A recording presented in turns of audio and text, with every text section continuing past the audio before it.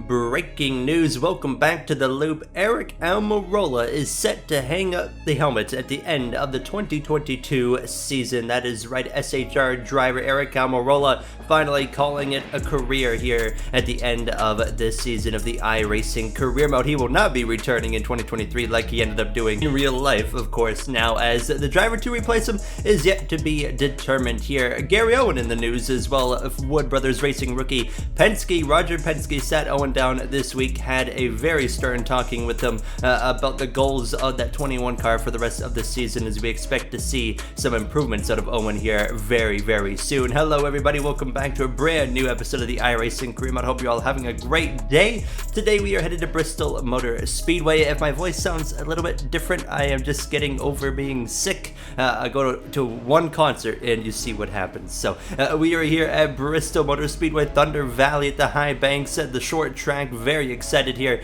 to get going after a stern talking from Roger Penske earlier in the week, kind of saying, hey, here's the goals of this 21 car. You're driving way too hard for a car that's not going to be quick enough to be actively competing for race wins. That's the reality here. We'll be lucky to win one race for the 21 car now, as the expectations of being a race win competitor week by week in this car is just a silly and unrealistic expectation. That means we come into this weekend here at Bristol with a new mindset here now. As well in the news, you just saw at the start of the episode Aric Almirola there calling it a career at the conclusion of the season, but unlike real life, he will not come back after saying he's going to retire. So SHR with a lot of changes, obviously dropping Custer, kind of being forced to drop Custer, but you're going to see Custer probably soon here on the track within the next few episodes for a part-time schedule still, as he cannot compete for the playoffs. But now we also know Almirola gone and Harvick might be following soon as well by the end of next season. So we come into qualifying here, and we've had a decent qualifying effort so far this season on short tracks, and we only have one short track to really go by, and that was the recent episode there at Martinsville Speedway. However, still very excited for this one here, as we had a very good qualifying effort in Martinsville. Obviously things went very wrong after having a lot of promising speed in that car, but we come through to start our qualifying attempt here now, and you can see on the top of your screen the current qualifying order down the back straightaway. The car felt pretty good here. See myself running the inside. Now you can run the top and find a lot of speed up there. The inside is where you want to be to basically keep some life in your tires. If you run up on the outside, any corner, every single corner that you run on the outside, you're absolutely destroying your tires. So every corner will hurt you more and more, although at the beginning you're going to be faster. But we come through out of turn 4 to cross the line with a very strong qualifying effort actually. P4, row number 2, Denny Hamlin, Kyle Larson, your front row, Logano there in third place, but a very strong qualifying effort here. Bit of a statement to make there after getting sat down by Roger Penske earlier in the week, and hopefully we can continue to have a good run here. But we're going to head to the grid here, send it to Alan Bailey for the pre-race show here in Bristol Motor Speedway. We're coming to you from the Tennessee Mountains and Thunder Valley. We're at the Bristol Motor Speedway, so you better strap in and get ready for a heck of a short track race. I'm Alan Bailey with live coverage on ARN. This racetrack is legendary for the night race, but today we're racing during the daytime. And although the stands aren't as packed as they normally are during the night race, this track produces legendary races and Game 7 moments. Expect a lot of beating and banging with these drivers putting their elbows up and getting physical out there to get around Bristol. And after several changes to the track surface over the last few seasons, this track is finally aging perfectly, with 2 grooves around this racetrack producing tons of side-by-side action. But the bump and run might come into play today out at Bristol. Really feels good to be back in the swing of things here after being sick for a week now. This is the first video I've made in like a week, and this is the first video this week where I'm kind of healthy again. So, ready to go. Green flag racing here as Denny Hamlin, Kyle Larson lead the field to the green flag here now from Bristol. 115 laps, the same that you saw in Martinsville stages. This time a little bit different. We are running at 30 lap stages here for stage 1 as well as stage 2. As you know, the laps are a little bit shorter here, obviously, in Bristol. It takes only about 15 seconds to get around this circuit here, so very quick laps. Denny Hamlin off to a great start over Larson, Logano, myself there in 4th, and you can see the cars on the outside immediately.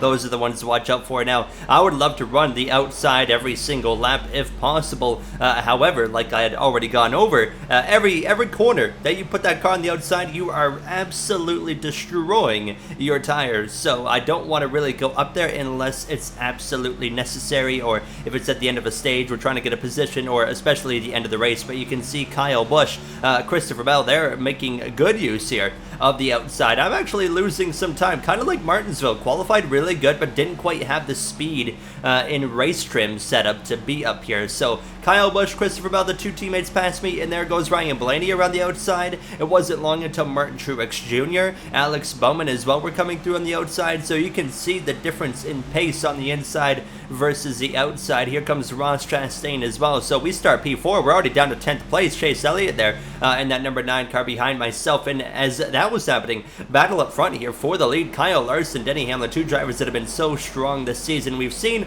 a lot of the same drivers up front so far all season long, and Kyle Larson has been one of those. Kyle Busch has won the most stages of anybody so far. 5 stage wins this season for Kyle Busch.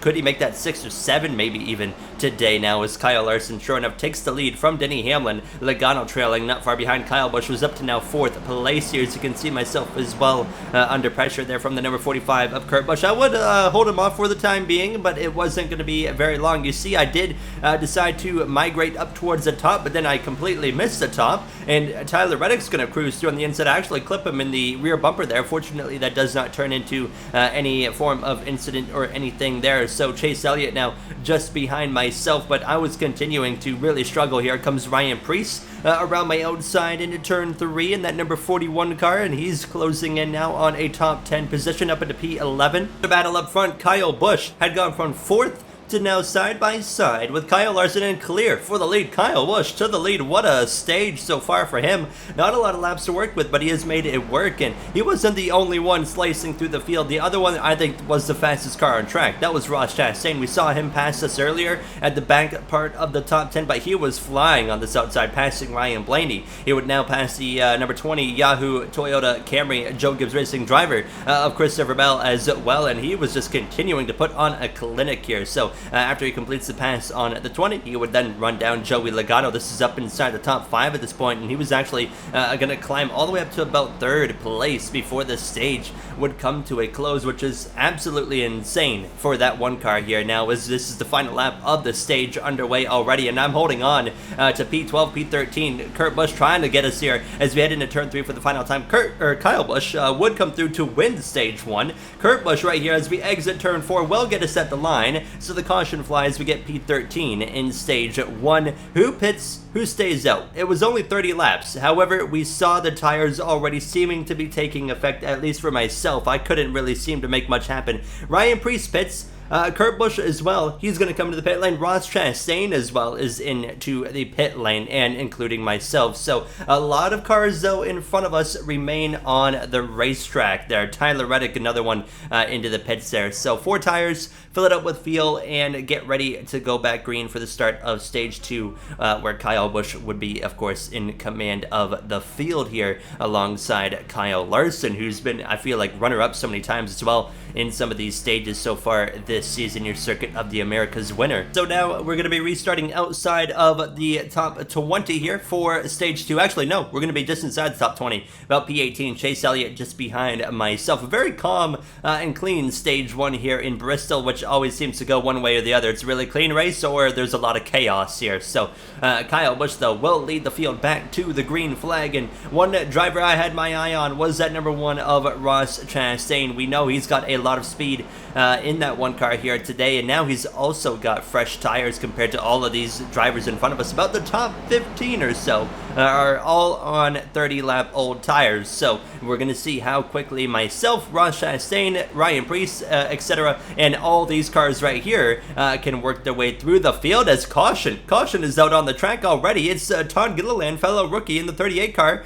He's actually gone for a spin here now, so the caution flies, and we're going to get a quick look here at what just happened there for the front row rookie. And you can see on the exit of turn 4, Cody Ware comes in and absolutely annihilates the 38, who kind of runs the 51 out of room. Not much Cody Ware could really do there, and around he would go. So we would immediately get things racked back up and ready to go once again here now. But we actually gained a few spots just by holding it on the inside line. We were up at a P15 here for the next restart of this race here. So any cautions in the first and opening stages, especially at Bristol with only 30 laps, really takes a good chunk of racing out of that stage here. Now that's all one caution does. We only have 20 laps or so to go in this stage at this point here now as we are back underway running this inside line. I could haul the mail on the top right now, but I just didn't want to abuse the tires because I really felt in stage 1 after running the top for just a handful of laps the effect that it had. So I really wanted to avoid the top at all costs, really. I didn't want to go anywhere near the outside. See Ryan Preece, he's on the outside trying to go forward now as he started, of course, in points so far behind everybody else. It'd be a miracle if he made the playoffs and maybe one of the most impressive things I've ever seen,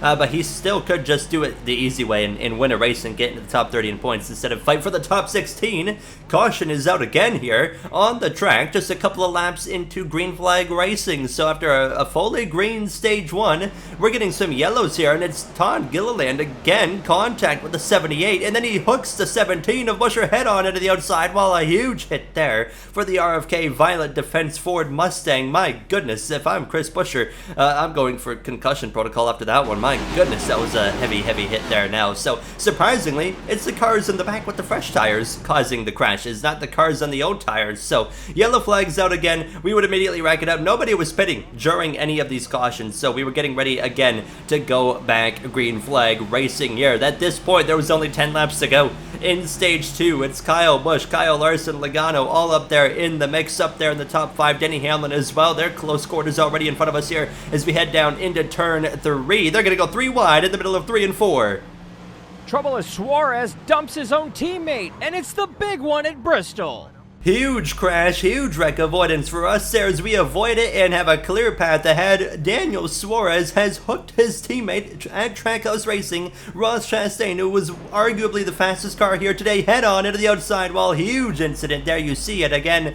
Byron Reddick might have caught a piece of it. Elliott was involved as well, and so many others. Goodness me, look at that violent impact there for the Trackhouse driver. Harvick, Kurt Busch, they're all involved. Kurt Busch looks like he's got away damage free. But he did come to a stop there. A lot of cars all of a sudden in stage 2 picking up some damage on board with Chastain. Not much he could do. He was simply along for the ride in that scenario right there. But my goodness, it is turned from very clean, calm racing here in Bristol to full-blown chaos here. Once again, ready to go green. And at this point, only 5 laps to go in stage 2, and now I'm just trying to simply avoid chaos. I don't want any part of this, and well, there they go again. 3 wide contact there between Joey Hand, the 31 of Haley. Now he gets run into by the rookie of Jay Cook, and thankfully they all get that sorted out because I was very close to being the next victim of a big accident right there. Now on the outside here now, trying to get myself a few positions before this stage comes to a close. Could get inside the top 10. We know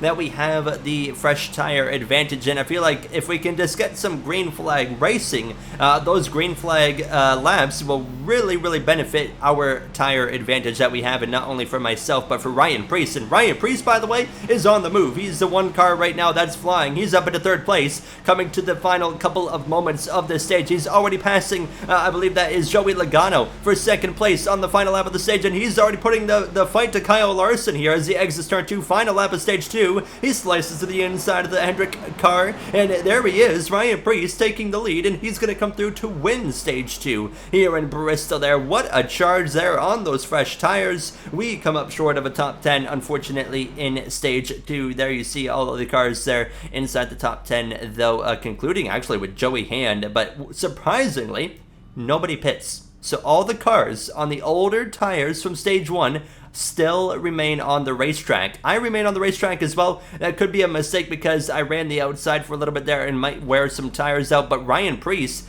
is going to be able to just drive away on this restart because the next car behind him on tires is still quite a few rows behind because he was the most aggressive. And look at this, he's already 6, 7, 8 car lengths away from 2nd place. He's already going to be like a second ahead in just like 2 laps. He's long gone here as stage 3 gets underway. Kyle Busch, Ryan Blaney, Truex are all up on the outside. You see 3 wide in the background. Kurt Busch actually had some contact with, I believe, the 14 it was of Chase Briscoe, who now sends it 3 wide up the middle. sailed through my inside here all of a sudden, so I'm side by side with two SHR drivers who come together there. The 14 and the 4 of Harvick. Kevin Harvick, a rough season so far in that subway machine for him, and Kurt Busch, more contact with Aric Almirola that time there. You can see having some issues with the cameras because there's cars in the pit lane getting repairs as well as they're racing on the track. Somehow, at least so, everybody's able to keep it green there as we come through out of turn 4, and I was split 3 wide in the middle again because there was Kurt Busch up my outside and he was all of a sudden flying. So he goes past me. I think he's going to be the biggest competitor probably in this final stage to Ryan Preece because I just didn't have the speed. Caution comes out again, however, so it's turned into a full-blown crash fest at this point here in Bristol. We can't get any racing to save our lives, and this was Corey LaJoie simply running the 42 out of room and wrecking himself. That's not the first time this season that we have seen Corey LaJoie wreck himself, so we would rack it up again. Nobody was coming into the pit lane, which was, I think, the biggest surprise, so we just kind of kept racking it up, going back green, wait for the caution, rack it up, go green again, and just repeat the cycle over and over again here. Now, as you can see in the distance, Ryan Preece long gone, and now I was realizing we need to get going here because all these cars in front of us are so much slower, and we could have a chance for a top 5, top 10 day here in Bristol. But then the caution comes out again after just a lap of racing. What is going on here in Bristol? This time it's Aric Almirola just announced he's retiring. He does the same thing as LaJoie, runs the 8 out of room, and everybody's going to come up stomping behind him here. You saw Elliott in the frame, Stenhouse, Harvick, Bubba Wallace, Joey Hand, the 16 of Cook, the 42, the 2, and the 1 who's back on track as well. So once again going for another restart here,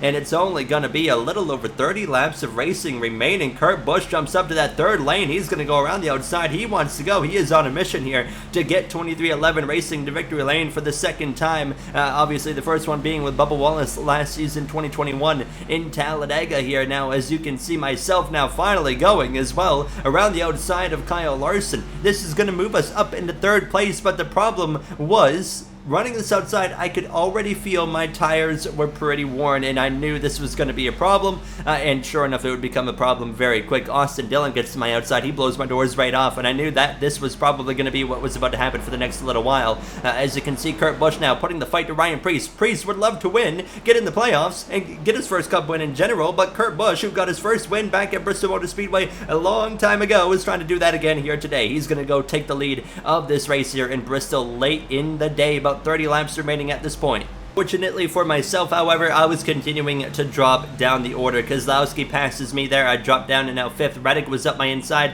LaJoie would pass me after Reddick as well. And we just continued to fade down the orders. So things were not looking very, very good for myself here now. But there was a mix of a lot of cars around us, because a lot of cars around us were still cars that had gotten in accidents, had spent a lot of time in the pit lane, had come back out, you know, got out before the crash clock and met minimum speed. So there was a lot of cars passing us that weren't for a position, like Eric Jones, like Chase Elliott. So we are still running P8. Todd Gilliland up my inside. This is going to drop us down to P9 with 20 laps to go. I was confident we could still, if things continue to go this way, we're probably going to be around 10th, 11th, 12th here to finish this race. So Todd Gilliland passes us 16 to go, and we just continue to lose spots. Justin Daly is going to go and take the spot away. That would move us down to P11 after that had gone through. So I was looking on the relative, and nobody was near me for position at this point. So it was looking like, sure enough, P11 was where we were going to end our day in a wacky Bristol. A clean stage 1, a wild crash fest in stage 2, and stage 3. Kurt Busch was now putting me a lap down here, actually, with 4 laps to go. He had no competition, a 5-second lead on 2nd place, which now belonged to Austin Dillon, not Ryan Preece. Ryan Preece still up in the top 5, having a great day, but final lap underway here from Bristol Motor Speedway. It's been all Kurt Busch after he passed the 41 of Ryan Preece, and he is about to go to victory lane for the first time with his brand new team of 2311 Racing. He picked up his first victory here many moons ago, and today Kurt Busch goes back to victory lane at Bristol.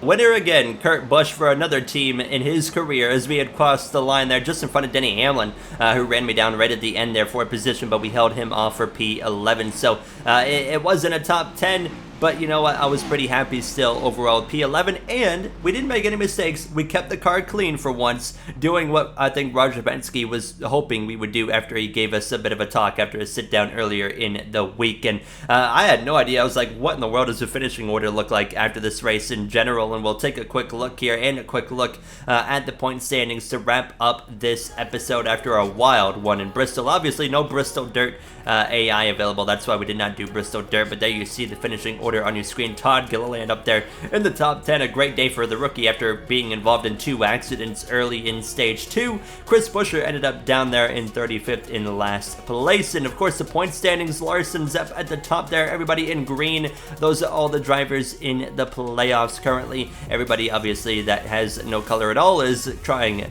to do their hardest to get in here. Now there's still more drivers below Almirola, but they're quite a ways out, including Ryan Preece, who we're keeping an eye on. But that does it for this episode of the iRacing Career Mode. It was quite a bit of a fun one, avoiding the crashes and whatnot, and I hope you guys enjoyed, and if you did, like I said, you know what to do, and I'll see you guys in the next one from Talladega. Have a great day, everybody.